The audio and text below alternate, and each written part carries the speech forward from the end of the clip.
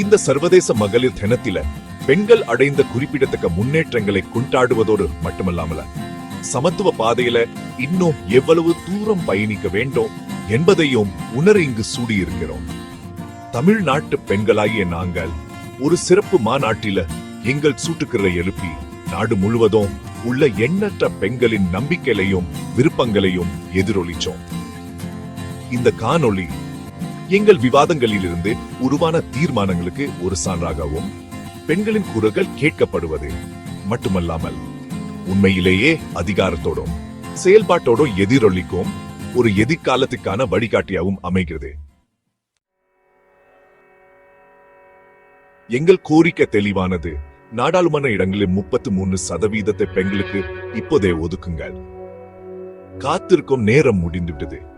தொகுதி மறுவரையறை என்பது நியாயமான பிரதிநிதித்துவத்துக்கு தடையா இருக்கக்கூடாது. ஊடகங்களில் பெண்களை அவமரியாதையா சித்தரிப்பதை நாங்கள் பொறுத்துக்கொள்ள மாட்டோம்.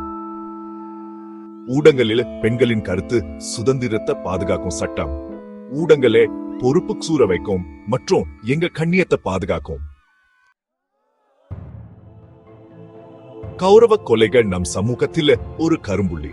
இந்த காட்டுமிராண்டித்தனமான செயலை ஒழித்து குற்றவாளிகளுக்கு தண்டனை வழங்க மத்திய மற்றும் மாநில அளவில் ஒரு சிறப்பு சட்டத்தை நாங்கள் கோருகிறோம். 4வது அத்தியாயம் குழந்தை திருமணத்தை ஒழிச்ச. குழந்தை திருமணம் இளம் பெண்களின் கனவுகளை களவாடுது.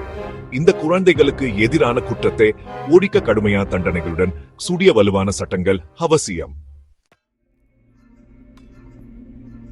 5வது அத்தியாயம் பாலியல் வன்கொடுமைக்கு ஆளானவருக்கு நீதி. பாலியல் குற்றவாளிகளுக்கு விரைவான மற்றும் கடுமையான தண்டனை என்பது ஒரு வேண்டுகோள் அல்ல, அது ஒரு கோரிக்கை. பெண்களின் பாதுகாப்பை உறுதி செய்ய நமது சட்ட அமைப்பிலும் கல்வியிலும் முறையான மாற்றம் தேவை.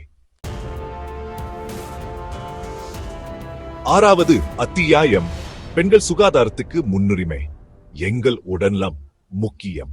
ஓய்வு பெற்ற பெண்களின் உடல் மற்றும் மனநலனை பேணுவதற்காக அர்ப்பணிக்கப்பட்ட வருடாந்திர மருத்துவ முகாமை நாங்கள் கோருகிறோம். முடிவுரை எங்கள் குரல்கள் எங்கள் எதிர்காலம். இந்த சர்வதேச மகளிர் தினத்தில் தமிழ்நாட்டு பெண்களாகிய நாங்கள் அமைதியாக இருக்க மறுக்கிறோம். இந்த தீர்மானங்கள் வெறும் காகிதத்தில் எழுதப்பட்ட வார்த்தைகள் அல்ல, அவை செயலுக்கான அழைப்பு. எங்கள் தலைவர்கள் கேட்கவும் செயல்படவும் ஒவ்வொரு பெண்ணும் செழிச்சு வாழக்கூடிய ஒரு சமூகத்தை உருவாக்கவும் நாங்கள் வலியுறுத்துகிறோம்.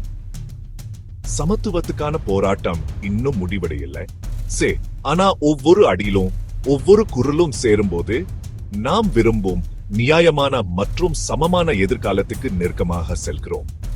நம் குரல்களுக்கு சக்தி உண்டு என்பது நினைவில் கொள்ளுங்கள்.